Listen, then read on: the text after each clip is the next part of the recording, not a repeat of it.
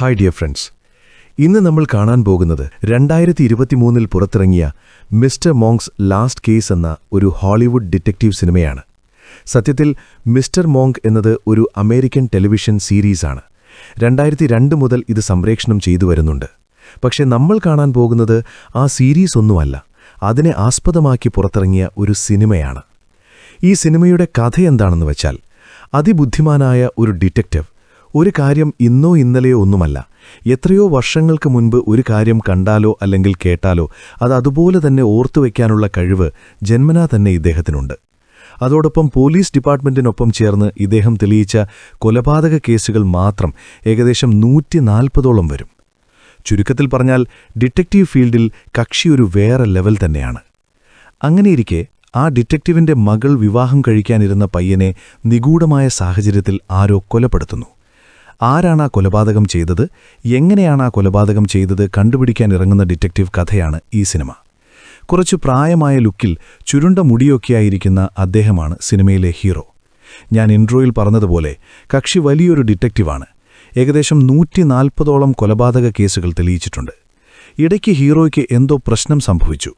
ഇപ്പോൾ പഴയതുപോലെ കേസുകളൊന്നും അന്വേഷിക്കുന്നില്ല. ആ ഫീൽഡിൽ നിന്ന് തന്നെ അദ്ദേഹം മാറി നിൽക്കുകയാണ്. ശരി, ഇദ്ദേഹത്തിന്റെ വീരസാഹസിക കഥകളും ഓരോ കേസും എങ്ങനെയാണ് തെളിയിച്ചതെന്നതുമൊക്കെ ഒരു പുസ്തകമായി എഴുതി വിറ്റാൽ നല്ല ലാഭം കിട്ടുമല്ലോ എന്ന് കരുതി ഒരു പബ്ലിഷിംഗ് കമ്പനി ഹീറോയ്ക്ക് അഡ്വാൻസ് തുകയൊക്കെ നൽകി അദ്ദേഹത്തിന്റെ കഥ എഴുതി കൊടുക്കാൻ ആവശ്യപ്പെട്ടു. പക്ഷെ നമ്മുടെ ഹീറോ അവരെന്താണോ ചോദിച്ചത് അതൊഴിവാക്കി ബാക്കി ഒന്നിനും പൊരുത്തമില്ലാത്ത കാര്യങ്ങളെല്ലാം എഴുതി കൊടുത്തു. ഇതാദ്യത്തെ തവണയായിരുന്നെങ്കിൽ പോട്ടേന്ന് വെക്കാമായിരുന്നു. പക്ഷെ കഴിഞ്ഞ 10 മാസമായി ഇത് തന്നെയാണ് നടക്കുന്നത്. അങ്ങനെ ഒരു ഘട്ടത്തിൽ ദേഷ്യം വന്ന ആ പബ്ലിഷിംഗ് കമ്പനി മാനേജർ പറഞ്ഞു, മതി സാറേ, നിങ്ങളുമായി ചേർന്ന് കഥ തരാമെന്നും പറഞ്ഞ് ഞങ്ങളെ കഷ്ടപ്പെടുത്തിയതും മതി. ഈ തീരുമാനം ഞാനെടുത്തതല്ല, മാനേജ്മെന്റ് എടുത്തതാണ്. ഇനി നിങ്ങൾ ഞങ്ങൾക്ക് കഥയൊന്നും തരേണ്ടതില്ല. നമ്മുടെ കരാർ ഇവിടെ വെച്ച് അവസാനിപ്പിക്കാം. ഞങ്ങൾ തന്ന അഡ്വാൻസ് തുക മാത്രം തിരികെ തന്നാ മതി. മാനേജർ ഇത് പറഞ്ഞതും ഹീറോ ആകെ ഷോക്കായിപ്പോയി. നിങ്ങൾ പെട്ടെന്ന് വന്ന് ഇങ്ങനെ പറഞ്ഞ് പണം ചോദിച്ചാൽ എങ്ങനെയാ? ഇപ്പൊ പണം എനിക്ക് അത്രയ്ക്കും ആവശ്യമുള്ളൊരു സമയമാണ്. എനിക്കൊരു മകളുണ്ട്, നിങ്ങൾക്കറിയാമല്ലോ. അവൾ ഹീറോയുടെ സ്വന്തം മകളല്ല, ഹീറോ വിവാഹം കഴിച്ച സ്ത്രീയുടെ മകളാണ്. അതായത് വളർത്തുമകൾ, സ്റ്റെപ്പ് ഡോട്ടർ. ഏതാനും വർഷങ്ങൾക്ക് മുൻപ് എന്റെ ഭാര്യ മരിക്കുകയും പിന്നീട് എനിക്ക് കോവിഡ് ബാധിക്കുകയും ചെയ്തപ്പോൾ എന്നിൽ നിന്നും ഒന്നും പ്രതീക്ഷിക്കാതെ എന്റെ മകളാണ് കൂടെ നിന്ന് എന്നെ നോക്കിയത്. അതിനു പകരമായി അവൾ എന്നോട് ആവശ്യപ്പെട്ടത് ഒരേ ഒരു കാര്യമാണ്, അവളുടെ വിവാഹ ചെലവ് ഞാൻ നോക്കിക്കൊള്ളണമെന്ന്. ഇനി ഒരാഴ്ച മാത്രമേ കല്യാണത്തിനുള്ളൂ. ഈ സമയത്ത് നിങ്ങൾ തന്ന പണം തിരികെ ചോദിച്ചാൽ ഞാൻ എങ്ങനെ കല്യാണം നടത്തും എന്ന് ഹീറോ എത്രയൊക്കെ അപേക്ഷിച്ചിട്ടും, സർ, നിങ്ങൾ ഇപ്പോൾ ഇത്രയൊക്കെ പറയുന്നതിന് പകരം ഞങ്ങൾ ചോദിച്ച കഥ നേരെ ചൊവ്വ എഴുതി തരാമായിരുന്നില്ലേ? തെറ്റ് നിങ്ങളുടെ തന്നെയാണ്. എനിക്കെന്ത് ചെയ്യാൻ പറ്റും? ഞാൻ പറഞ്ഞല്ലോ, ഈ തീരുമാനം എന്റേതല്ല, മാനേജ്മെന്റിൻ്റെതാണ്. അതുകൊണ്ട് എനിക്കൊന്നും ചെയ്യാൻ കഴിയില്ല. വേഗം പണം തിരികെ തരാനുള്ള വഴി നോക്കൂ എന്ന് മാനേജർ കർശനമായി പറഞ്ഞു. ഹീറോയ്ക്ക് പണം നൽകുകയല്ലാതെ വേറെ വഴിയൊന്നുമില്ല. മകളുടെ അടുത്ത് ചെന്ന് എനിക്ക് നിന്റെ കല്യാണം നടത്തിത്തരാൻ കഴിയില്ല മോളെ എന്ന് പറയാനും അദ്ദേഹത്തിന് കഴിയുന്നില്ല. ഇതിനെല്ലാമുള്ള ഒരേയൊരു വഴി മകളുടെ മുഖത്ത് നോക്കാതെ മരിക്കുക എന്നത് മാത്രമാണെന്ന് അദ്ദേഹം കരുതി. അങ്ങനെ ആ കെട്ടിടത്തിന്റെ മുകളിൽ നിന്ന് ചാടി ആത്മഹത്യ ചെയ്യാമെന്ന് കരുതിയ ഹീറോ കെട്ടിടത്തിന്റെ ജനലിനടുത്തേക്ക് ചെന്ന് അത് തുറക്കാൻ നോക്കുമ്പോൾ പുറകിൽ നിന്നൊരു സ്ത്രീയുടെ ശബ്ദം കേട്ടു. നീ എന്താ ചെയ്യാൻ പോകുന്നത്? ഇങ്ങോട്ട് വരൂ എന്ന് വിളിച്ച ഹീറോയെ അരികിലേക്ക് മാറ്റി നിർത്തി, മകളുടെ കല്യാണമല്ലേ, പണമില്ലെങ്കിൽ എന്താ, അതിനൊന്നും അവൾക്ക് ദേഷ്യമൊന്നും തോന്നില്ല. നമ്മുടെ കയ്യിൽ എത്ര പണമുണ്ടോ അതുവെച്ച് നമുക്ക് ലളിതമായി കല്യാണം നടത്താം എന്ന് വളരെ സ്നേഹത്തോടും കരുതലോടും കൂടി ആ സ്ത്രീ സംസാരിക്കുകയാണ്. അവിടെ ഒരു ട്വിസ്റ്റുണ്ട്. ഇവർ രണ്ടുപേരും സംസാരിച്ചുകൊണ്ടിരിക്കുമ്പോൾ ലിഫ്റ്റിൽ ഒരാൾ മുകളിലേക്ക് വരുന്നു. വരുന്ന ആളുടെ കണ്ണിൽ അവിടെ നിൽക്കുന്ന ഹീറോയെ മാത്രമേ കാണാൻ കഴിയുന്നുള്ളൂ. അദ്ദേഹത്തിന്റെ അടുത്ത് നിൽക്കുന്ന ആ സ്ത്രീയെ കാണാൻ സാധിക്കുന്നില്ല. ഹീറോ തനിയെ നിന്ന് സംസാരിക്കുകയാണ്.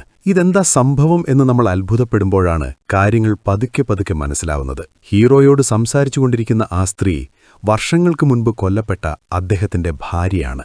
സ്വന്തം ഭാര്യയുടെ കൊലപാതകം കണ്ടുപിടിക്കാൻ കഴിയാത്ത നിരാശയിലാണ് ഹീറോ മറ്റു കേസുകൾ അന്വേഷിക്കുന്നത് തന്നെ നിർത്തിയത്. മരിച്ചുപോയ ഭാര്യ ഇടയ്ക്കിടെ ഹീറോയുടെ കണ്ണുകൾക്ക് മുന്നിൽ പ്രത്യക്ഷപ്പെടുന്നതും അദ്ദേഹം അവളോട് സംസാരിക്കുന്നതുമെല്ലാം ഹീറോയുടെ ഒരു തോന്നൽ, ഇമാജിനേഷൻ മാത്രമാണ്. ഇതൊക്കെ കാണിച്ച ശേഷമുള്ള അടുത്ത സീനിൽ ഹീറോയുടെ ഭാര്യ പറഞ്ഞതുപോലെ തന്നെ മകളും പെരുമാറുന്നു. പണമില്ലെങ്കിൽ എന്താ അച്ഛാ, നമുക്ക് ലളിതമായി കല്യാണം നടത്താം. നമ്മുടെ വീടിന്റെ ഗാർഡനിൽ തന്നെ കല്യാണം നടത്തിയാൽ പോരെ. ഇതിനെന്തിനാണ് നിങ്ങൾ ഇത്രയധികം വിഷമിക്കുന്നത് എന്നവൾ സംസാരിച്ചുകൊണ്ടിരിക്കുമ്പോൾ തന്നെ കല്യാണത്തിനായി ദൂരസ്ഥലങ്ങളിൽ നിന്ന് ഇവർക്ക് പരിചയമുള്ള രണ്ടുപേർ വരുന്നു. സത്യം പറഞ്ഞാൽ വന്ന ആ രണ്ടുപേരും 12 വർഷം മുൻപ് ഹീറോയുടെ അസിസ്റ്റന്റുമാരായിരുന്നു. അതിൽ ഒരാൾ സ്ത്രീയും മറ്റൊരാൾ പുരുഷനുമാണ്. നമുക്കവരെ ഗേൾ അസിസ്റ്റന്റ് എന്നും ബോയ് അസിസ്റ്റന്റ് എന്നും വിളിക്കാം. ഇത്രയും വർഷങ്ങൾക്ക് ശേഷം അവരെ കണ്ടിട്ടും ഹീറോയ്ക്ക് ചെറിയൊരു ആവേശം പോലും ഉണ്ടായില്ല. അദ്ദേഹം ഗൗരവത്തിൽ തന്നെയാണ് ഇരിക്കുന്നത്. ഹീറോ അവിടെ നിന്ന് മാറിയതും, മോളെ, നിന്റെ അച്ഛൻ എന്തുപറ്റി? അദ്ദേഹം എന്താണ് ഇങ്ങനെ ഇരിക്കുന്നത് എന്ന് രണ്ടുപേരും മകളോട് ചോദിക്കുന്നു. അതിനെക്കുറിച്ച് എന്ത് പറയാനാ? എന്റെ അച്ഛന് കോവിഡ് വന്നിട്ട് കഴിഞ്ഞ 2 വർഷമായി വീടിന് പുറത്തൊരിടത്തും പോകാതെ വീട്ടിൽ തന്നെ അടച്ചിരിക്കുകയായിരുന്നു. തനിക്കെന്തെങ്കിലും സംഭവിക്കുമോ എന്ന പേടി കാരണം ഓരോ 20 മിനിറ്റിലും അദ്ദേഹം സ്വയം പരിശോധിച്ചുകൊണ്ടിരുന്നു. അതുകൊണ്ടുതന്നെ ആൾ പകുതി ഭ്രാന്തായ അവസ്ഥയിലായി. ഇപ്പോൾ ആ പബ്ലിഷിംഗ് കമ്പനി ആ പുസ്തകത്തിന്റെ കരാർ കൂടി റദ്ദാക്കിയതോടെ മനുഷ്യൻ പൂർണ്ണമായും ഭ്രാന്തായ മട്ടിലാണ്. നിങ്ങൾ അദ്ദേഹത്തെ വിട്ടേക്കൂ, നമുക്ക് ബാക്കി കാര്യങ്ങൾ നോക്കാം എന്ന് പറഞ്ഞ് ഹീറോയുടെ മകൾ ആ രണ്ടുപേരെയും കൂട്ടിപ്പോകുന്നു. അടുത്ത സീനിൽ ഒരു വലിയ കോടീശ്വരനെ കാണിക്കുന്നു. അവനാണ് വില്ലൻ. കയ്യിൽ പണം കുന്നുകൂടി കിടക്കുകയാണ്. പണം വെച്ച് എന്ത് ചെയ്യണമെന്നറിയാതെ ഒരു റോക്കറ്റ് തന്നെ നിർമ്മിച്ച് അതിൽ ബഹിരാകാശത്തേക്ക് പോകാൻ തയ്യാറാകുകയാണ് അയാൾ. അങ്ങനെ റോക്കറ്റ് തയ്യാറാക്കി അതിന്റെ പരീക്ഷണങ്ങൾ നടന്നുകൊണ്ടിരിക്കുകയാണ്. അപ്പോഴാണ് അവിടെ ഒരു റിപ്പോർട്ടർ വരുന്നത്. ഇവനാണ് ഹീറോയുടെ മകളെ വിവാഹം കഴിക്കാൻ പോകുന്ന പയ്യൻ. ഇവനെ അങ്ങോട്ട് വിളിച്ചു വരുത്തിയത് വില്ലൻ തന്നെയാണ്. റോക്കറ്റ് ടെസ്റ്റ് കഴിഞ്ഞ ശേഷം വില്ലൻ റിപ്പോർട്ടറെ തനിച്ചു കാണുന്നു. അപ്പോൾ റിപ്പോർട്ടർ ചോദിക്കുന്നു, കുറച്ചു ദിവസങ്ങൾക്ക് മുൻപ് നിങ്ങളുടെ പാർട്ട്ണർ മരിച്ചിരുന്നല്ലോ. കമ്പനിയുടെ പകുതി ഓഹരികളും അദ്ദേഹത്തിന്റെ പക്കലായിരുന്നു. അദ്ദേഹം മരിച്ചതിനുശേഷം ആ ഓഹരികളെല്ലാം നിങ്ങളിലേക്കെത്തുകയും അതിനുശേഷമാണ് നിങ്ങൾ വലിയ പണക്കാരനായതെന്നും കേൾക്കുന്നു. അതോടൊപ്പം അദ്ദേഹം സ്വാഭാവികമായി മരിച്ചതല്ല, പണത്തിനുവേണ്ടി നിങ്ങളാണ് കൊലപ്പെടുത്തിയത് എന്ന് പുറത്ത് സംസാരമുണ്ടല്ലോ, അതിനെക്കുറിച്ച് നിങ്ങൾക്കെന്താണ് പറയാനുള്ളത് എന്ന് റിപ്പോർട്ടർ ഒരു ചോദ്യം എറിഞ്ഞതും, സഹോദരാ, ഒന്നും അറിയാതെ നിന്റെ ഇഷ്ടത്തിന് ഓരോന്ന് വിളിച്ചു പറയരുത്. എന്റെ പാർട്ട്ണർ ഒറ്റയ്ക്ക് സ്കൂബ ഡൈവിങ്ങിന് പോയതാണ്. അവിടെ എന്തോ പ്രശ്നം പറ്റി വെള്ളത്തിൽ മുങ്ങി മരിച്ചു. ഇതാണ് നടന്ന കഥ. ഇതിൽ എനിക്ക് യാതൊരു ബന്ധവുമില്ല എന്ന് വില്ലൻ മറുപടി പറയുന്നു. അല്ല സർ, എന്റെ കയ്യിൽ തെളിവുണ്ട്. ഈ ഫോട്ടോ ഒന്ന് നോക്കൂ. ഇതിൽ സ്കൂബ ഡൈവിങ്ങിന് പോയ നിങ്ങളുടെ പാർട്ട്ണറുടെ തൊട്ടടുത്ത് വെള്ളത്തിനടിയിൽ നിങ്ങളുമുണ്ടല്ലോ. പിന്നെ എങ്ങനെയാണ് അദ്ദേഹം തനിയെ പോയതെന്ന് എന്നോട് നുണ പറയുന്നത്? വെള്ളത്തിനടിയിൽ വെച്ച് അദ്ദേഹത്തിന്റെ ഓക്സിജൻ മാസ്ക് വലിച്ചൂരി നിങ്ങളാണ് അദ്ദേഹത്തെ കൊലപ്പെടുത്തിയത്. ഞാനിതിത്ര ഉറപ്പിച്ചു പറയാൻ കാരണം നിങ്ങളെ സ്കൂബ ഡൈവിങ്ങിന് കൊണ്ടുപോയ ബോട്ട് കമ്പനിക്കാർക്കും അവിടെ ഉണ്ടായിരുന്ന മറ്റുള്ളവർക്കും നിങ്ങൾ പണം നൽകിയിട്ടുണ്ട്. നിങ്ങളുടെ പാർട്ട്ണർ തനിയെ പോയാണ് വരിച്ചതെങ്കിൽ പിന്നെ എന്തിനാണ് നിങ്ങൾ അവർക്ക് പണം നൽകുന്നത് എന്ന് റിപ്പോർട്ടർ ഓരോ പോയിന്റുകളായി നിരത്തുകയാണ്. അപ്പോൾ വില്ലൻ പറയുന്നു, സഹോദരാ, നടന്നത് നടന്നു. ഇനി ഞാൻ പറയുന്നത് കേൾക്കൂ. ഞാൻ നിനക്കായി ഒരു സൂപ്പർ ജോലി ശരിയാക്കി വെച്ചിട്ടുണ്ട്. ഈ കഥകളെല്ലാം മറന്നേക്കാം എന്നെനിക്ക് വാക്ക് നൽകുകയാണെങ്കിൽ ഞാൻ നിനക്ക് ആ ജോലി വാങ്ങിത്തരാം. നിന്റെ കല്യാണം നടക്കാൻ പോവുകയാണെന്ന് ഞാൻ അറിഞ്ഞു. ഈ ജോലി കിട്ടിയാൽ നിനക്ക് നിന്റെ ഭാര്യയോടൊപ്പം രാജകീയമായി ജീവിക്കാൻ അതിനുള്ള ഏർപ്പാട് ഞാൻ ഉണ്ടാക്കിത്തരാം എന്ന് വില്ലൻ ഒരു ഓഫർ വെച്ചു. ഓഹോ, അപ്പോൾ നിങ്ങളുടെ പാർട്ട്ണറുടെ മരണം മറച്ചുവെക്കാൻ വേണ്ടി ഇതിനെക്കുറിച്ച് സംസാരിക്കാതിരിക്കാൻ എന്നെ കൈക്കൂലി കൊടുത്ത് വശത്താക്കാൻ വിളിച്ചതാണല്ലേ? നിങ്ങളുടെ മകുടിക്ക് മുന്നിൽ ആടുന്ന പാമ്പല്ല ഞാൻ. ഉടൻ തന്നെ സത്യം ഞാൻ പുറത്തു കൊണ്ടുവരും എന്ന് റിപ്പോർട്ടർ തീർത്തു പറഞ്ഞിട്ട് അവിടെ നിന്ന് ഇറങ്ങിപ്പോകുന്നു. ഈ ഭാഗത്ത് ഹീറോയ്ക്ക് ഇപ്പോഴും ആത്മഹത്യാ ചിന്ത വിട്ടുമാറിയില്ലെന്ന് തോന്നുന്നു. ഡോക്ടർ ഇദ്ദേഹത്തിന് മുൻപ് കുറിച്ചു നൽകിയ മരുന്നുകൾ മെഡിക്കൽ ഷോപ്പിൽ നിന്ന് വലിയ അളവിൽ വാങ്ങി വീട്ടിൽ ശേഖരിച്ചു വയ്ക്കുകയാണ്. കാരണം തന്റെ ഭാര്യ മരിച്ച അതേ ദിവസം തന്നെ തനിക്കും മരിക്കണം എന്ന് ഹീറോ ഒരു തീരുമാനമെടുത്തു വച്ചിട്ടുണ്ട്. ഹീറോ ഇത്രയധികം ഗുളികകൾ വാങ്ങുന്നുണ്ടെന്ന് ഫാർമസി വഴി ഹീറോയുടെ ഡോക്ടർ അറിഞ്ഞപ്പോൾ, എന്താ നിന്റെ പ്രശ്നം? ആ മരുന്ന് ഞാൻ എന്തിനാണ് എഴുതി തന്നത്? നീ എന്താ ഒരു കട തുടങ്ങാൻ പോവുകയാണോ ഇത്രയധികം വാങ്ങിക്കൂട്ടാൻ? ഇതൊന്നും ശരിയല്ല എന്ന് ഡോക്ടർ ഒരു വശത്ത് ശാസിക്കുന്നുണ്ട്. അതേസമയം മറുവശത്ത് കല്യാണത്തിനുള്ള ഒരുക്കങ്ങൾ നടന്നുവരികയാണ്. റിപ്പോർട്ടർ ഒരു കായിക താരമാണ്. അദ്ദേഹം ഒരുപാട് കായിക മത്സരങ്ങളിൽ പങ്കെടുത്ത് ഒരുപാട് മെഡലുകൾ വാങ്ങിയിട്ടുണ്ട്. ഒരു ബഞ്ചി ജമ്പിംഗ് മത്സരം നടക്കാൻ പോവുകയാണ്. ബഞ്ചി ജമ്പിംഗ് എന്ന് പറഞ്ഞാൽ കൂട്ടുകാർക്കും മനസ്സിലായിട്ടുണ്ടെന്ന് തോന്നുന്നു. അതായത് ഒരു കയർ ശരീരത്തിൽ ഘടിപ്പിച്ച് വളരെ ഉയരത്തിൽ നിന്ന് താഴേക്ക് ചാടുന്ന ഒരു അഡ്വഞ്ചറസ് ഗെയിമാണത്. നാളെയാണ് കല്യാണമെങ്കിലും അവൻ ഇന്ന് മത്സരത്തിൽ പങ്കെടുക്കാൻ തയ്യാറാവുകയാണ്. കാലിൽ കയർ കെട്ടി വേണമല്ലോ ചാടാൻ. അതുകൊണ്ട് റിപ്പോർട്ടർ തനിക്ക് ആവശ്യമായ കയർ 1 2 തവണ അളന്ന് കൃത്യമായി മുറിച്ചെടുക്കുന്നു. ഇതെല്ലാം ഹീറോയുടെ മകൾ അടുത്തുനിന്ന് കാണുന്നുമുണ്ട്. തുടർന്ന് തയ്യാറാക്കിയ ആ കയറുമായി റിപ്പോർട്ടറും ഹീറോയുടെ മകളും കൂടി മത്സരം നടക്കുന്ന പാലത്തിലേക്ക് പോകുന്നു. അവിടെയാണെങ്കിൽ അത്യാവശ്യം തിരക്കുണ്ട്. കൂടാതെ ഇത്രയും ഉയരത്തിൽ നിന്ന് അവൻ ചാടുന്നതെങ്ങനെ നോക്കി നിൽക്കും എന്ന പേടി കാരണം മകൾ ആൾക്കൂട്ടത്തിനിടയിൽ അല്പം മാറി നിൽക്കുകയാണ്. ആദ്യം 2-3 പേർ ചാടിക്കഴിഞ്ഞതും അടുത്തതായി റിപ്പോർട്ടർ താൻ തയ്യാറാക്കിയ കയർ കാലിൽ കെട്ടി മുകളിൽ നിന്ന് താഴേക്ക് ചാടി. എന്നാൽ അതായിരിക്കും തന്റെ അവസാനത്തെ ചാട്ടമെന്ന് അവൻ സ്വപ്നത്തിൽ പോലും കരുതിയിട്ടുണ്ടാവില്ല. താഴേക്ക് ചാടിയതും അവന്റെ തല പോയി നിലത്തിടിച്ചു. അവിടെ വെച്ച് തന്നെ മരണപ്പെടുന്നു. എല്ലാവരുടെയും നിലവിളി കേട്ട് എന്താണ് സംഭവിച്ചതെന്നറിയാൻ ഹീറോയുടെ മകൾ ഓടി അടുത്തേക്ക് വന്നു. അപ്പോൾ അവിടെയുള്ളവർ എന്താണ് സംഭവിച്ചതെന്ന് തമ്മിൽ സംസാരിക്കുന്നുണ്ടായിരുന്നു. അതിൽ തൊപ്പി ധരിച്ച ഒരാൾ പറയുന്നുണ്ട്, പാവം പയ്യൻ, കയറിന്റെ നീട്ടം കൂടിപ്പോയി എന്ന് തോന്നുന്നു. ഒരു 6 അടിയെങ്കിലും കൂടിയെന്ന് തോന്നുന്നു. നീളം കൂടിയതുകൊണ്ട് തല നിലത്തുപോയി അടിച്ചു എന്ന്. ആ സമയത്ത് മകൾക്ക് ആ അളവിനെക്കുറിച്ചൊന്നും വലിയ കാര്യമായൊന്നും തോന്നിയില്ല. വിവാഹം കഴിക്കാനിരുന്നവൻ കൺമുമ്പിൽ വെച്ച് മരിച്ചാൽ എത്ര സങ്കടമുണ്ടാകും. ആ വിഷമത്തിൽ അവൾ പൊട്ടിക്കരയുകയായിരുന്നു. കുറച്ചു സമയത്തിനുള്ളിൽ ഹീറോയും അവിടെ എത്തുന്നു. മകളെ പരമാവധി ആശ്വസിപ്പിക്കുന്നു. ഒരാഴ്ചയ്ക്ക് ശേഷം നടന്നത് നോർമൽ ആക്സിഡന്റ് ആണെന്ന് പറഞ്ഞ് പോലീസ് കേസ് അവസാനിപ്പിക്കുന്നു. എന്നാൽ ഹീറോയുടെ മകൾ അതൊരു അപകടമാണെന്ന് അംഗീകരിക്കാൻ തയ്യാറല്ല. നടന്നത് കൊലപാതകമാണെന്ന് അവൾ ഉറച്ചു വിശ്വസിക്കുന്നു. ബഞ്ചി ജമ്പിങ്ങിന് പോകുന്നതിന് തൊട്ടു മുൻപാണ് റിപ്പോർട്ടർ തന്നോടൊരു കാര്യം പറഞ്ഞത്. വില്ലന്റെ കുറിച്ചുള്ളൊരു രഹസ്യം മറച്ചുവയ്ക്കാൻ പറഞ്ഞ് അവൻ റിപ്പോർട്ടറെ വിളിച്ച് ഭീഷണിപ്പെടുത്തിയിരുന്നു എന്ന്. 2 ദിവസം മുൻപ് ഭീഷണിപ്പെടുത്തുകയും ഉടനെ ഒരാൾ മരിക്കുകയാണെങ്കിൽ അത് അപകടമാണെന്ന് വിശ്വസിക്കാൻ കഴിയുമോ? വില്ലൻ എന്തോ ചെയ്തിട്ടുണ്ട്. പക്ഷേ അവൻ എന്താണ് ചെയ്തതെന്ന് എനിക്കറിയില്ല. അച്ഛാ, നിങ്ങളൊരു ഡിറ്റക്റ്റീവ് അല്ലേ? അത് കണ്ടുപിടിക്കാൻ എന്നെയൊന്ന് സഹായിക്കുമോ എന്ന് മകൾ ചോദിക്കുന്നു. ഞാനോ? മോളെ, നിന്റെ അമ്മ മരിച്ചതിനു ശേഷം ഞാനിതെല്ലാം ഉപേക്ഷിച്ചതാണെന്ന് നിനക്കറിയാമല്ലോ. അതിലുപരി ഇതിൽ സംശയിക്കാൻ തക്കതായി ഒന്നും തന്നെ നടന്നിട്ടില്ല. അവൻ കയറിന്റെ അളവ് തെറ്റായി എടുത്തതുകൊണ്ട് മരിച്ചതാണ്. ഇതൊരു അപകടമാണ് മോളെ. ഇതിലിനി എന്തന്വേഷിക്കാനാണ്? അപ്പോൾ ദേഷ്യം വന്ന മകൾ, അച്ഛാ, അവൻ കയറിന്റെ നീളം അധികമായി അളന്നെടുത്തു എന്നാണോ പറയുന്നത്? അവൻ കയർ മുറിക്കുമ്പോൾ കൂടെ ഉണ്ടായിരുന്ന ആളാണ് ഞാൻ. അവൻ എല്ലാം കൃത്യമായിട്ടാണ് അളന്നതും മുറിച്ചതും. അവൻ ഒരിക്കലും തെറ്റാൻ സാധ്യതയില്ല. കാരണം ആ കാര്യങ്ങളെല്ലാം വളരെ ശ്രദ്ധയോടെ ചെയ്യുന്ന ഒരുവനാണ്. അതിൽ മുൻ പരിചയമുണ്ട്. എന്നെ സഹായിക്കാൻ വരുമോ ഇല്ലയോ? എന്തെങ്കിലും ഒന്ന് പറയച്ചാ. അവൾ ഹീറോയെ നിർബന്ധിച്ചപ്പോൾ, ശരി മോളെ വാ, നമുക്കെന്താണെന്ന് നോക്കാമെന്ന് പറഞ്ഞ് ഹീറോയും ഗേൾ അസിസ്റ്റന്റും ബോയ് അസിസ്റ്റന്റും മകളും കൂടി ആ കുറ്റകൃത്യം നടന്ന പാലത്തിലേക്ക് വരുന്നു.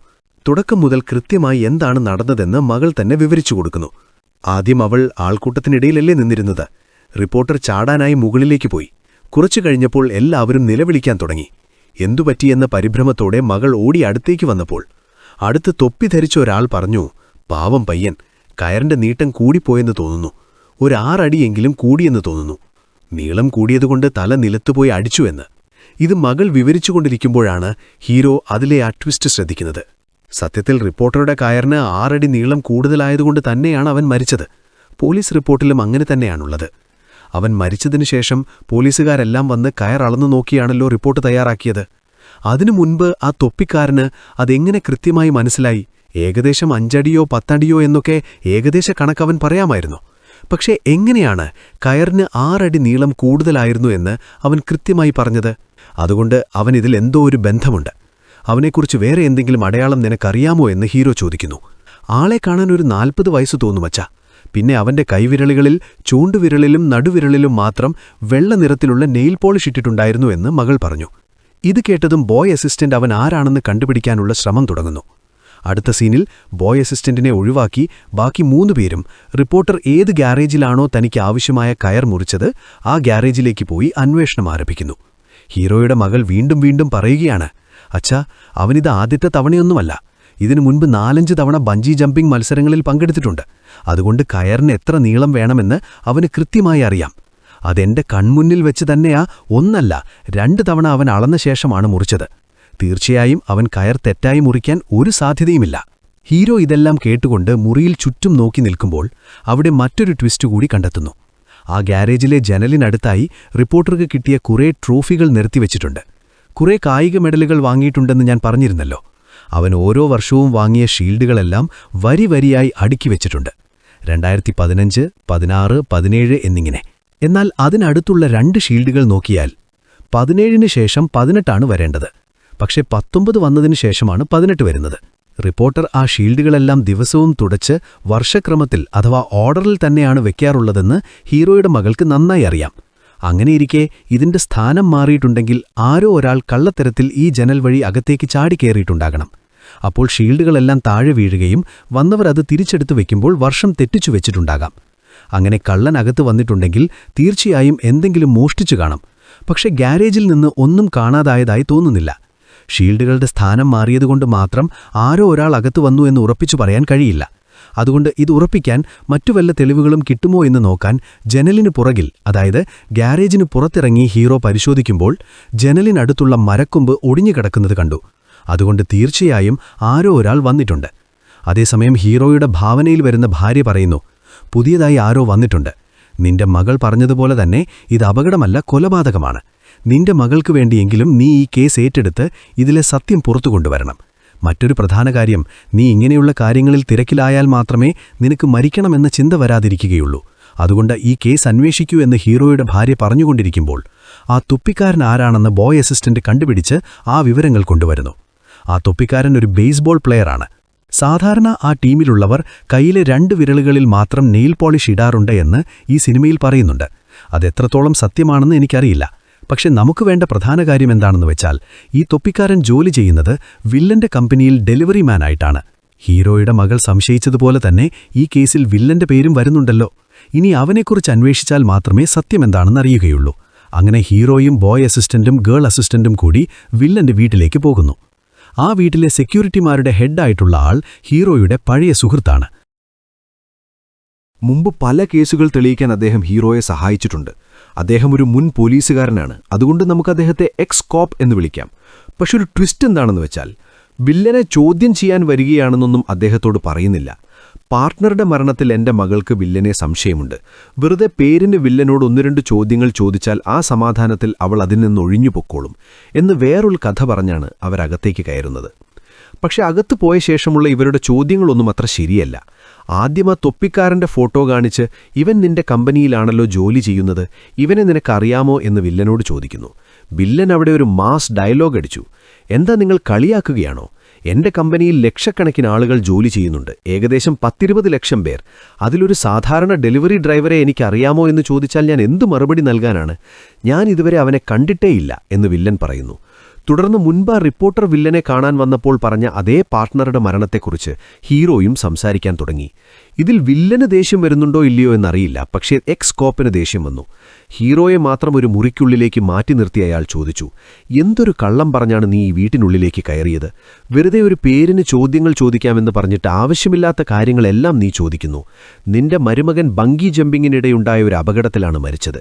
ഇതെവിടെയും സംഭവിക്കാവുന്ന സാധാരണ കാര്യമാണ്. നിന്റെ മകൾ ചെറിയ കുട്ടിയാണ്, അവൾക്ക് കാര്യങ്ങൾ അറിയില്ല. പക്ഷെ നീയും അത് വിശ്വസിച്ച് ഇത്രയും വലിയൊരാളോട് ഇങ്ങനെ സംസാരിക്കുകയാണോ? എന്റെ ജോലി കൂടി നീ തെറിപ്പിക്കുമോ എന്ന് പറഞ്ഞ് പുള്ളി ചൂടായി. ആ ബഹളത്തിനിടയിൽ ഹീറോ ഒരു കാര്യം ശ്രദ്ധയിൽപ്പെടുത്തി. നീ തന്നെ ആലോചിച്ചു നോക്കൂ, ഞങ്ങളാ തൊപ്പിക്കാരന്റെ ഫോട്ടോ കാണിച്ച് ഇയാൾ നിന്റെ കമ്പനിയിൽ ജോലി ചെയ്യുന്നുണ്ടോ എന്ന് മാത്രമാണ് ചോദിച്ചത്. അവനൊരു ഡെലിവറി മാനാണെന്ന് ഞങ്ങൾ എപ്പോഴെങ്കിലും പറഞ്ഞോ? ഇല്ല. അവൻ തന്നെയല്ലേ അവൻ ഡെലിവറി മാനാണെന്ന് പറഞ്ഞത് എന്ന് ഹീറോ ചോദിക്കുന്നു. തുടർന്ന് അവിടുത്തെ മേശപ്പുറത്തേക്ക് നോക്കുമ്പോൾ റിപ്പോർട്ടറെക്കുറിച്ച് വന്നൊരു മാഗസീൻ അവിടെ ഇരിക്കുന്നത് ഹീറോ കാണുന്നു. വില്ലൻ എന്തിനാണ് റിപ്പോർട്ടറെക്കുറിച്ചുള്ള ഈ മാഗസീൻ വാങ്ങിവെച്ചിരിക്കുന്നത്? റിപ്പോർട്ടറെക്കുറിച്ചുള്ള വിവരങ്ങളെല്ലാം മനസ്സിലാക്കാൻ വേണ്ടിയായിരിക്കണം ഇത്. ഇതെല്ലാം മാറ്റിവെച്ചാൽ വില്ലന്റെ പാർട്ട്ണറുടെ മരണത്തിൽ വില്ലൻ എന്തോ ഒരു ബന്ധമുണ്ട്. ആ സത്യം റിപ്പോർട്ടർ വഴി പുറത്തു വരരുത് എന്ന ഉദ്ദേശത്തോടെ വില്ലൻ റിപ്പോർട്ടറെ കൊലപ്പെടുത്തിയതാകാമെന്ന് ഹീറോ പറയുന്നു. ഇത് കേട്ടപ്പോൾ എക്സ്കോപ്പ് പറഞ്ഞു, ശരി, നിനക്ക് വില്ലനെ സംശയമുണ്ടല്ലോ, എങ്കിൽ നമുക്ക് ഡിപ്പാർട്ട്മെന്റിലെ പുതിയ ലേഡി ക്യാപ്റ്റനോട് തന്നെ സംസാരിക്കാം. അവരെന്തു പറയുന്നോ അതുപോലെ ചെയ്യാമെന്ന് പറഞ്ഞ് അവർ നേരെ പോലീസ് സ്റ്റേഷനിലേക്ക് വെച്ചുപിടിച്ചു. ഹീറോ പോലീസ് സ്റ്റേഷനിലേക്ക് തിരിച്ചു വന്നതിൽ ക്യാപ്റ്റന് വലിയ സന്തോഷമായി. കാരണം ഹീറോ പോയതിനു ശേഷം ഒരുപാട് കേസുകൾ തെളിയിക്കാൻ അവർക്ക് കഴിഞ്ഞിട്ടില്ല. ഇപ്പോഴും അനേകം കേസുകൾ തെളിയിക്കപ്പെടാതെ അൺസോൾവ്ഡ് ഫയലുകളിലിരിക്കുകയാണ്.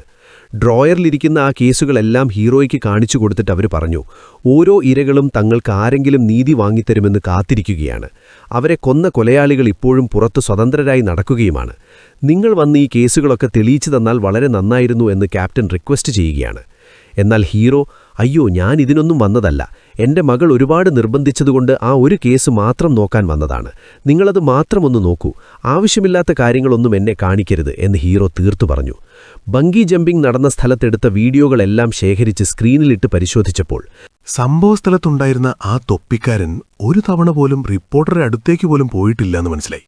അപ്പൊ പിന്നെ ആരായിരിക്കും അത് ചെയ്തത്? റിപ്പോർട്ടർ വീട്ടിൽ നിന്ന് വരുമ്പോൾ തന്നെ താൻ ഉപയോഗിക്കാനുള്ള കയറ് കയ്യിൽ കരുതിയിരുന്നു. ചാടുന്നത് വരെ ആ കയറ് അവന്റെ കയ്യിൽ തന്നെയായിരുന്നു. അങ്ങനെങ്കിൽ ആ തൊപ്പിക്കാരന് ഇതിലെങ്ങനെ കൃത്രിമം കാണിക്കാൻ കഴിയും? ആ തൊപ്പിക്കാരന്റെ പേരിൽ പല ക്രിമിനൽ റെക്കോർഡുകളും ഉണ്ടെങ്കിലും വീഡിയോ ദൃശ്യങ്ങളിൽ അവൻ സംശയാസ്പദമായ രീതിയിൽ ഒന്നും ചെയ്തിട്ടില്ല. അതുകൊണ്ട് ഞാൻ വീണ്ടും പറയുന്നു, റിപ്പോർട്ടറുടെ മരണവും വില്ലനുമായി യാതൊരു ബന്ധവുമില്ല. അവൻ കാരണമാണ് ഞാനിപ്പോൾ ഒരു നല്ല ജീവിതം നയിക്കുന്നത്.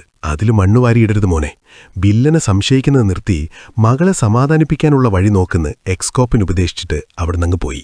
എന്നാൽ തൊട്ടടുത്ത സീനിൽ ആ വില്ലനും തൊപ്പിക്കാരനും കമ്പനിയിലൊരിടത്ത് രഹസ്യമായി സംസാരിക്കുകയാണ്.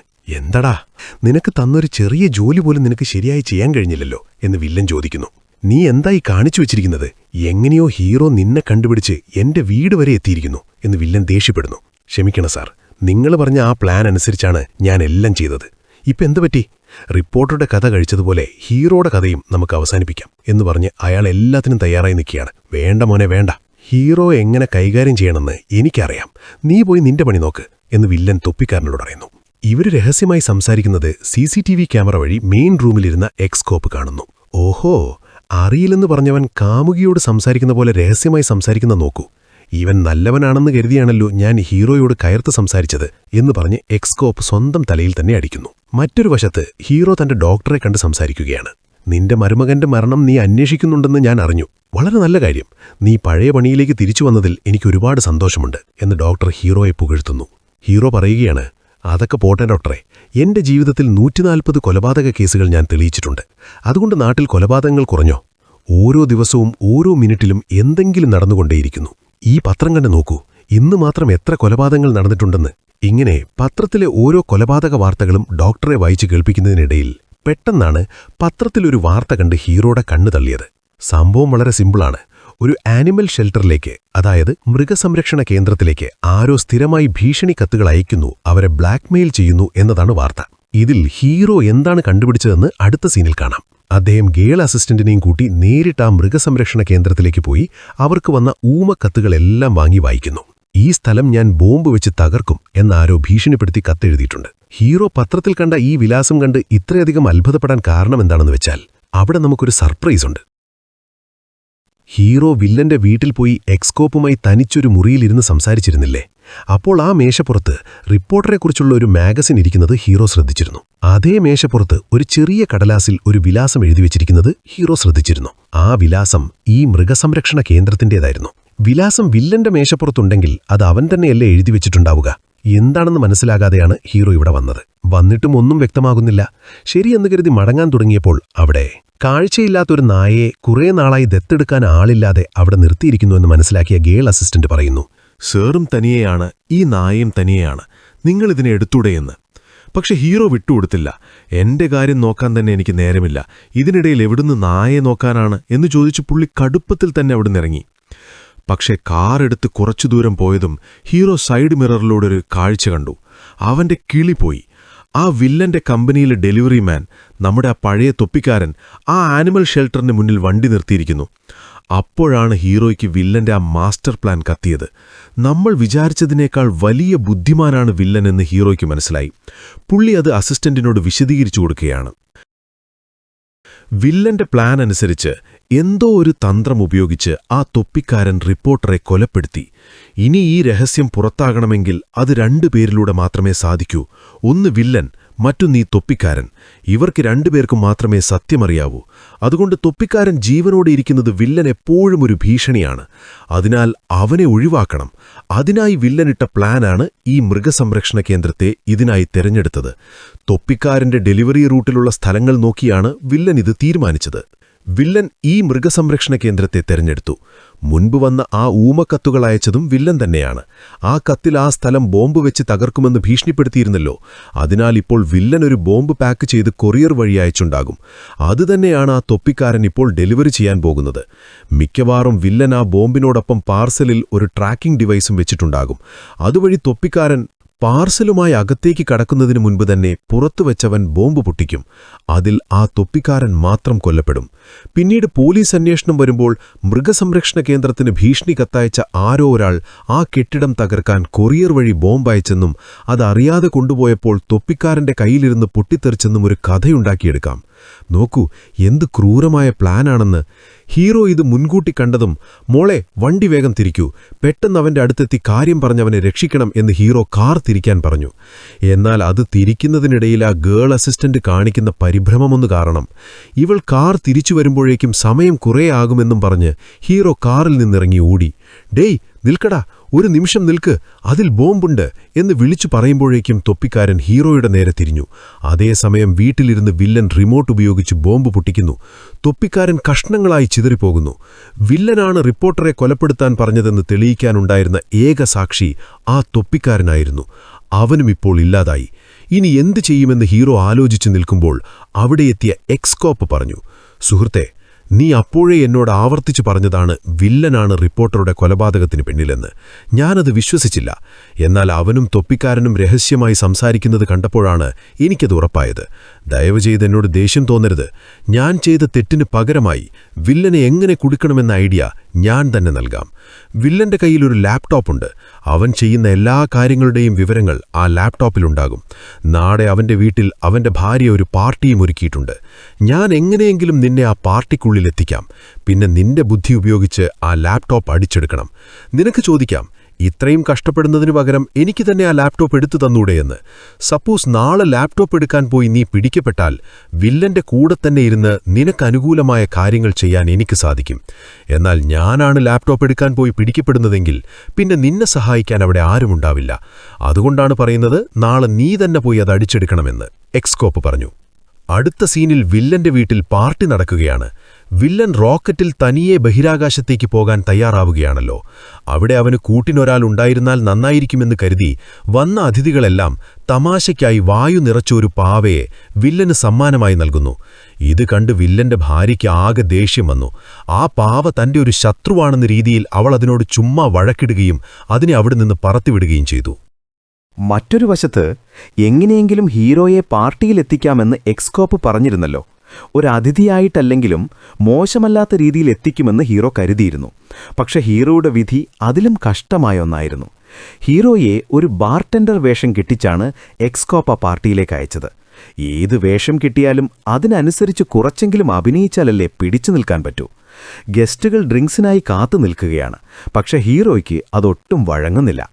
അതുകൊണ്ട് തന്നെ ഹീറോ വേഷം മാറി വന്നതാണെന്ന് വില്ലൻ കണ്ടുപിടിക്കുകയും ഏത് ലാപ്ടോപ്പാണോ ഹീറോ അന്വേഷിച്ചു വന്നത് ആ ലാപ്ടോപ്പ് ഇരിക്കുന്ന മുറിയിലേക്ക് വില്ലൻ ഹീറോയെ കൂട്ടിക്കൊണ്ടുപോയി ഒരു ഓഫർ നൽകുന്നു. നിങ്ങളിങ്ങനെ എൻ്റെ പിന്നാലെ നടക്കുന്നതുകൊണ്ട് നിങ്ങൾക്കെന്ത് ലഭിക്കാനാണ്? എന്നാൽ ഞാൻ പറയുന്നത് കേട്ടാൽ ഈ രാജ്യത്തെ 12ാമത്തെ വലിയ കോടീശ്വരനായി നിങ്ങൾ മാറും. ഇനിമേൽ എൻ്റെ പിന്നാലെ വരില്ലെന്നും എന്നെ ശല്യപ്പെടുത്തില്ലെന്നും വാക്ക് നൽകിയാൽ കണ്ണടച്ചു തുറക്കുന്ന വേഗത്തിൽ നിങ്ങളുടെ അക്കൗണ്ടിലേക്ക് $1 ബില്യൺ ഞാൻ അയക്കാം. ഇതേപോലെ ഒരു ഓഫർ തന്നെയാണ് നിങ്ങളുടെ മരുമകനും ഞാൻ നൽകിയത്. നല്ലൊരു ജോലി വാങ്ങിത്തരാം, എന്നെ ശല്യപ്പെടുത്തുന്നത് നിർത്തൂ എന്ന് അവനോട് പറഞ്ഞു. പക്ഷെ അവനത് കേട്ടില്ല. അതുകൊണ്ടാണ് തൊപ്പിക്കാരനെ ഉപയോഗിച്ച് അവനെ കൊലപ്പെടുത്തേണ്ടി വന്നത് എന്ന് എത്ര ധൈര്യത്തോടെയാണ് വില്ലൻ താൻ ചെയ്ത കൊലപാതകം സമ്മതിക്കുന്നത്. ശരി, അവനെ എങ്ങനെയാണ് കൊലപ്പെടുത്തിയതെന്ന് കൂടിയൊന്ന് പറഞ്ഞു തരൂ, എനിക്ക് അന്വേഷണത്തിന്റെ പണി കുറയുമല്ലോ എന്ന് ഹീറോ പറയുന്നു. എല്ലാം പറഞ്ഞു തരാം. ഇപ്പോൾ നിങ്ങൾക്കതല്ലല്ലോ പ്രധാനം. ഈ ഓഫർ നിങ്ങൾക്ക് വേണോ വേണ്ടയോ എന്ന് പറയൂ. ഓഫർ ഉടൻ അവസാനിക്കാൻ പോവുകയാണ്, പെട്ടെന്ന് പറയൂ എന്ന് പറഞ്ഞ് 3, 2, 1 എന്ന് വില്ലൻ എണ്ണാൻ തുടങ്ങുകയും ലാപ്ടോപ്പ് പതുക്കെ പതുക്കെ അടയ്ക്കുകയും ചെയ്തു. ഒരു ഘട്ടത്തിൽ ശരി, എനിക്ക് ഈ ഓഫർ സമ്മതമാണ് എന്ന് പറഞ്ഞ ഹീറോ വില്ലനെ കൊടുക്കാൻ നോക്കിയെങ്കിലും വില്ലൻ പെട്ടെന്ന് ഉഷാറായി. ഇല്ലില്ല, ഞാൻ പണം നൽകിയാലും നിങ്ങളെന്നെ വെറുതെ വിടുമെന്നെനിക്ക് വിശ്വാസമില്ല. നമുക്കിതിനെക്കുറിച്ച് പിന്നീട് സംസാരിക്കാം എന്ന് വില്ലൻ പറഞ്ഞു. ആ സമയത്ത് പുറത്ത് വെടിക്കെട്ട് നടക്കുകയായിരുന്നു. വില്ലൻ അത് കാണാൻ പുറത്തേക്ക് പോയ ആ തക്കം നോക്കി ഹീറോ ലാപ്ടോപ്പും എടുത്ത് മറ്റൊരു വഴിയിലൂടെ അവിടെ നിന്ന് രക്ഷപ്പെട്ടു. പക്ഷെ വില്ലൻ വിടാൻ തയ്യാറായില്ല. ഹീറോയ്ക്ക് പിന്നാലെ ഒരായുധമെടുത്ത് വില്ലൻ ഹീറോയെ പിന്തുടർന്നു. ഒരു മലയുടെ അറ്റത്ത് വെച്ച് ഹീറോ വില്ലന്റെ മുന്നിലാകപ്പെട്ടു. ഹീറോയുടെ കയ്യിലുള്ള ലാപ്ടോപ്പ് താഴെയിടാൻ പറഞ്ഞ ശേഷം വില്ലൻ അദ്ദേഹത്തെ മുകളിൽ നിന്ന് താഴെ വെള്ളത്തിലേക്ക് തള്ളിയിട്ടു. അതോടെ ഹീറോയുടെ കഥ കഴിഞ്ഞുവെന്നും ഇനി തന്നെ ശല്യം ചെയ്യാൻ ആരുമുണ്ടാവില്ലെന്നും കരുതി വില്ലൻ അവിടെ നിന്ന് പോയി. പക്ഷേ ഹീറോ അത്ര പെട്ടെന്ന് മരിക്കുമോ? വില്ലന്റെ ഭാര്യ തന്റെ എതിരാളിയായി കരുതി പുറത്തേക്ക് വലിച്ചെറിഞ്ഞ ആ പാവയാണ് വെള്ളത്തിൽ വീണ ഹീറോയുടെ ജീവൻ രക്ഷിച്ചത്. ആ പാവയിൽ പിടിച്ചുകൊണ്ട് ഹീറോ കരയെത്തുകയും തന്റെ മകളെ കണ്ട് കാര്യം പറയുകയും ചെയ്തു. മോളെ, നിന്റെ ആളെ കൊന്നത് ആരാണെന്ന് ഞാൻ കണ്ടുപിടിച്ചു. സത്യത്തിൽ ഞാൻ കണ്ടുപിടിച്ചതല്ല, വില്ലൻ തന്നെ അത് സമ്മതിച്ചു. നീ പറഞ്ഞതുപോലെ അവൻ തന്നെയാണ് റിപ്പോർട്ടറെ കൊലപ്പെടുത്തിയത്. നമുക്കവനെ വെറുതെ വിടാൻ പാടില്ല എന്ന് ഹീറോ പറയുമ്പോൾ, മതിയച്ഛാ, എനിക്കൊരാളെ ഇതിനെല്ലാം നഷ്ടപ്പെട്ടു കഴിഞ്ഞു. ഇനി അച്ഛനെ കൂടി നഷ്ടപ്പെടുത്താൻ ഞാൻ തയ്യാറല്ല എന്ന് മകൾ പറയാണ്. നമുക്കീ കാര്യം അറിഞ്ഞതുകൊണ്ട് എന്തു പ്രയോജനം? അത് തെളിയിക്കാൻ നമ്മുടെ കയ്യിൽ തെളിവുകളില്ല. അവൻ എങ്ങനെയാണ് റിപ്പോർട്ടറെ കൊലപ്പെടുത്തിയതെന്ന് പോലും നമുക്കറിയില്ല. ഇതിനിടയിൽ എന്തിനാണ് അവനോട് മത്സരിക്കാൻ പോകുന്നത്? വില്ലൻ തന്നെ ജയിക്കട്ടെ, അച്ഛനിതിവിടെ വിട്ടേക്ക് എന്ന് പറഞ്ഞ് മകൾ അവിടെ നിന്ന് പോകുന്നു. താനിനി എന്ത് ചെയ്യാൻ? പിന്നെ ഹീറോയുടെ മനസ്സിൽ വന്നത് കുറേ നാളായി ആഗ്രഹിക്കുന്ന ആത്മഹത്യയാണ്. അടുത്ത ജോലിയായി അതുതന്നെ ചെയ്യാമെന്ന് കരുതി വീട്ടിലെത്തി തനിക്കറിയാവുന്നവർക്കെല്ലാം കത്തെഴുതാൻ തുടങ്ങുന്നു. നാളെ വീട് കിടക്കുന്നത് കണ്ട് ആരും കുറ്റമൊന്നും പറയരുത് എന്ന് കരുതി വീട് മുഴുവൻ വൃത്തിയാക്കി ആത്മഹത്യ ചെയ്യാനുള്ള ഗുളികകളെല്ലാം എടുത്തുവച്ചു. തന്റെ സങ്കല്പത്തിലുള്ള ഭാര്യയോട്, എല്ലാം തയ്യാറാണ് മോളെ, ഇനി ഒരേ ഒരു കാര്യം കൂടി ബാക്കിയുണ്ട്, അത് തീർത്തിട്ട് വരാം എന്ന് പറഞ്ഞ് ഹീറോ പുറപ്പെടുന്നു. മരിച്ചു കഴിഞ്ഞാൽ തന്നെ കിടത്താനുള്ള ശവപ്പെട്ടി വാങ്ങാനായി അദ്ദേഹം ഒരു കടയിലെത്തുന്നു. ഇരട്ടകളായ രണ്ടുപേരാണ് ആ കടയുടെ ഉടമസ്ഥർ. അവർ ഹീറോയോട് പറഞ്ഞു, സർ, ഞങ്ങളുടെ കടയിൽ നിന്ന് നിങ്ങൾക്ക് വിശ്വസിച്ച് ശവപ്പെട്ടി വാങ്ങാം. കാരണം ഞങ്ങൾ നിങ്ങളെപ്പോലെ തന്നെ മരിച്ചു കഴിഞ്ഞാൽ ഞങ്ങളെ കിടത്താനുള്ള ശവപ്പെട്ടികൾ ഞങ്ങൾ തന്നെ മുൻകൂട്ടി ഓർഡർ ചെയ്തുണ്ടാക്കി വെച്ചിട്ടുണ്ട്. ഞങ്ങൾ ഇരട്ടകളായതുകൊണ്ട് കാണാൻ ഒരേപോലെയല്ലേ, അതുകൊണ്ട് രണ്ടുപേർക്കും ഒരേ അളവിലുള്ള ശവപ്പെട്ടികളാണ് നിർമ്മിച്ചിരിക്കുന്നത് എന്ന് അവർ അഭിമാനത്തോടെ പറഞ്ഞു. അപ്പോൾ ഹീറോ പറഞ്ഞു, അയ്യോ, നിങ്ങൾക്കൊരു തെറ്റുപറ്റിപ്പോയല്ലോ. നിങ്ങൾ രണ്ടുപേർക്കും ഒരേ സൈസിലുള്ള ശവപ്പെട്ടിയാണോ ഉണ്ടാക്കിയത്? നിങ്ങളിൽ ഒരാളുടെ തല മറ്റേയാളുടേതിനേക്കാൾ അല്പം വലുതാണല്ലോ. അപ്പോൾ ഒരാൾക്ക് ആ ശവപ്പെട്ടി പാകമാവില്ലല്ലോ. ഇത് കേട്ടതും അവർ മെഷറിംഗ് ടേപ്പ് എടുത്ത് തല അളന്നു നോക്കാൻ തുടങ്ങി. അളന്നു നോക്കിയപ്പോൾ ഹീറോ പറഞ്ഞതുപോലെ തന്നെ ഒരാളുടെ തല അല്പം വലുതാണ്. ഇതെങ്ങനെ സംഭവിച്ചു? ഇനിയിപ്പോൾ എന്തു ചെയ്യും എന്നവർ തമ്മിൽ പരിഭ്രമിച്ചു സംസാരിക്കുന്നതിനിടയിൽ അവർ അളക്കാൻ ഉപയോഗിച്ച 2 ടേപ്പുകളും മേശപ്പുറത്ത് വെച്ചു. ആ 2 ടേപ്പുകളും അടുത്തടുത്തിരിക്കുന്നത് കണ്ടപ്പോഴാണ് വില്ലൻ എങ്ങനെയാണ് റിപ്പോർട്ടറെ കൊലപ്പെടുത്തിയത് എന്ന വലിയ ട്വിസ്റ്റ് ഹീറോയ്ക്ക് മനസ്സിലാവുന്നത്. ആ സീൻ അവിടെ അവസാനിക്കുന്നു. മറുഭാഗത്ത് വില്ലൻ റോക്കറ്റിൽ ബഹിരാകാശത്തേക്ക് പോകാനുള്ള എല്ലാ തയ്യാറെടുപ്പുകളും പൂർത്തിയാക്കി കഴിഞ്ഞു. ഇന്ന് റോക്കറ്റ് ലോഞ്ച് ചെയ്യാൻ പോവുകയാണ്. ഹീറോ മാത്രം തനിയെ പോയി റോക്കറ്റിലിരുന്നു. കൗണ്ട്ഡൗണും ആരംഭിച്ചു. പക്ഷേ കൗണ്ട്ഡൗൺ അവസാനിക്കുന്നതിന് മുമ്പ് കൺട്രോൾ റൂമിൽ നിന്ന് വോക്കി ടോക്കി വഴി വില്ലൻ ഒരു വിവരം ലഭിക്കുന്നു. സർ, ഇവിടെ പോലീസ് എത്തിയിട്ടുണ്ട്. റോക്കറ്റ് ലോഞ്ച് അബോർട്ട് ചെയ്യാൻ ആവശ്യപ്പെടുകയാണ്. നിങ്ങളെ അറസ്റ്റ് ചെയ്യാനുള്ള വാറണ്ടുമായാണ് അവർ വന്നിരിക്കുന്നത്. എല്ലാത്തിനെയും തീർത്തിട്ടും ഇതെങ്ങനെ സംഭവിച്ചു എന്ന് വില്ലൻ ആലോചിക്കുമ്പോഴേക്കും ഹീറോ നേരിട്ട് വില്ലന്റെ റോക്കറ്റിലേക്ക് എത്തുന്നു. സിനിമയിലുടനീളം നമുക്കും മറ്റുള്ളവർക്കും ഉണ്ടായിരുന്ന ആ സംശയം ഹീറോ തന്നെ ഇവിടെ തീർത്തു തരുന്നു. നടന്നതെന്താണെന്ന് വെച്ചാൽ, വില്ലൻ പറഞ്ഞ കാര്യത്തിന് റിപ്പോർട്ടർ വഴങ്ങാതിരുന്നപ്പോൾ തന്നെ അവനെ കൊലപ്പെടുത്തണമെന്ന് വില്ലൻ തീരുമാനിച്ചിരുന്നു. അതൊരു കൊലപാതകമായി തോന്നാതെ അപകടമായി തോന്നിക്കണമെന്ന കാര്യത്തിൽ വില്ലന് നിർബന്ധമുണ്ടായിരുന്നു. അതുകൊണ്ട് ആദ്യം റിപ്പോർട്ടറെക്കുറിച്ച് കൂടുതൽ വിവരങ്ങൾ ശേഖരിക്കാനായി വില്ലൻ അവനെക്കുറിച്ചുള്ള മാഗസിനുകളും ഫീച്ചറുകളും എല്ലാം വായിച്ചു മനസ്സിലാക്കി. റിപ്പോർട്ടർ മിക്കവാറും എല്ലാ ബഞ്ചി ജമ്പിങ്ങിലും പങ്കെടുക്കാറുണ്ടെന്നും താൻ ഉപയോഗിക്കുന്ന കയർ അവൻ തന്നെ നേരിട്ട് അളന്നു മുറിക്കാറുണ്ടെന്നും വില്ലൻ മനസ്സിലാക്കി. വില്ലൻ റിപ്പോർട്ടറുടെ കയറിലല്ല മാറ്റം വരുത്തിയത്. പകരം റിപ്പോർട്ടർ അളക്കാൻ ഉപയോഗിക്കുന്ന ആ മെഷറിംഗ് ടേപ്പിലാണ് റിപ്പോർട്ടറുടെ കൈവശമുള്ള അതേപോലുള്ള മറ്റൊരു മെഷറിംഗ് ടേപ്പ് നിർമ്മിക്കാൻ വില്ലൻ തൊപ്പിക്കാരനോട് ആവശ്യപ്പെട്ടു. അവർ നിർമ്മിച്ച ആ ടേപ്പിൽ മില്ലിമീറ്റർ കണക്കിൽ ചെറിയ മാറ്റം വരുത്തിയാൽ അത് ആർക്കും പെട്ടെന്ന് മനസ്സിലാകില്ലല്ലോ. ഓരോ മില്ലിമീറ്ററിലും കുറേശ്ശെ നീളം കൂട്ടിയതുകൊണ്ട് റിപ്പോർട്ടർ 15-20 അടി അളന്നു മുറിച്ചപ്പോൾ അതിൽ 6 അടി അധികമായി വന്നു. അങ്ങനെ ഡ്യൂപ്ലിക്കേറ്റ് ടേപ്പ് തയ്യാറാക്കി ആ തൊപ്പിക്കാരൻ രാത്രി ഗാരേജിന്റെ ജനൽ വഴി അകത്തേക്ക് ചാടിക്കയറി. ആ സമയത്താണ് അവിടെ ഉണ്ടായിരുന്ന ഷീൽഡുകൾ തട്ടി താഴെ വീണത്. അവനവ തിരിച്ചെടുത്തു വെച്ചപ്പോൾ ക്രമം തെറ്റിപ്പോയി. ഒറിജിനൽ ടേപ്പ് മാറ്റി ഡ്യൂപ്ലിക്കേറ്റ് ടേപ്പ് വെച്ച് അവൻ അവിടുന്ന് രക്ഷപ്പെട്ടു. നീളം കൂടിയ കയർ ഉപയോഗിച്ച് റിപ്പോർട്ടർ മരിക്കുന്നുണ്ടോ എന്ന് ഉറപ്പുവരുത്താനാണ് ആ തൊപ്പിക്കാരൻ ബഞ്ചി ജമ്പ് നടന്ന സ്ഥലത്തെത്തിയത്. ഇങ്ങനെയാണ് റിപ്പോർട്ടറുടെ കൊലപാതകം നടന്നത്. പിന്നീട് ആ കൊലപാതകം ചെയ്ത തൊപ്പിക്കാരനെയും വില്ലൻ കൊലപ്പെടുത്തി. ഇതെല്ലാം ഹീറോ തെളിയിച്ചതോടെ വില്ലനെ പോലീസ് അറസ്റ്റ് ചെയ്തു. ഇത്രയൊക്കെ കഴിഞ്ഞിട്ടും ഹീറോയ്ക്ക് മരിക്കാനുള്ള ചിന്ത മാറിയിട്ടില്ല. തന്റെ സങ്കല്പത്തിലുള്ള ഭാര്യയോട് താൻ ഉടനെ മരിക്കുമെന്ന് പറഞ്ഞുകൊണ്ടിരിക്കുമ്പോൾ മരിച്ചുപോയ റിപ്പോർട്ടർ ഹീറോയുടെ മുന്നിൽ ഇമാജിനറിയായി വരുന്നു. നിങ്ങൾ മരിച്ചിട്ട് എന്തിനാണ്? നിങ്ങൾക്കൊരു പ്രശ്നം വന്നാൽ സഹായിക്കാൻ എത്ര പേരുണ്ടെന്നറിയാമോ എന്നവൻ പറഞ്ഞു തീരുന്നതിനു മുൻപ് തന്നെ ഹീറോ തന്റെ ജീവിതത്തിൽ തെളിയിച്ച 140 കൊലപാതക കേസുകളിലെയും ഇരകൾ ഹീറോയുടെ മുന്നിൽ പ്രത്യക്ഷപ്പെടുന്നു. നിങ്ങൾ ഞങ്ങളുടെ കേസുകൾ തെളിയിച്ചതുകൊണ്ട് മാത്രമാണ് ഞങ്ങൾക്ക് നീതി ലഭിച്ചത് എന്നവർ പറയുകയാണ്. ആത്മാക്കളായ ശേഷവും ഞങ്ങൾ സമാധാനമായിരിക്കുന്നു.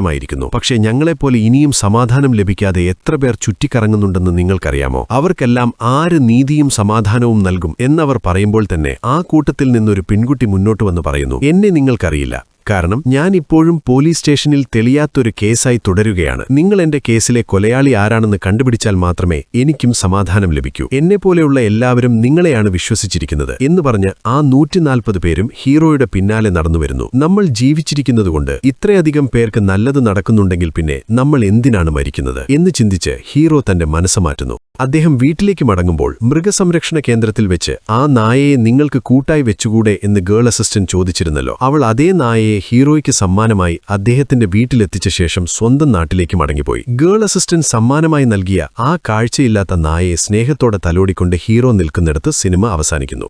എങ്ങനെയുണ്ടായിരുന്നു ഈ സിനിമ? നിങ്ങൾക്കിഷ്ടമായോ? കമന്റിൽ പറയണേ. അടുത്തൊരു നല്ല സിനിമയുമായി നമുക്ക് വീണ്ടും കാണാം. ചാനൽ ഒന്ന് സബ്സ്ക്രൈബ് ചെയ്യണേ. ഒരു ലൈക്കും കൂടി. Lots of love guys. By.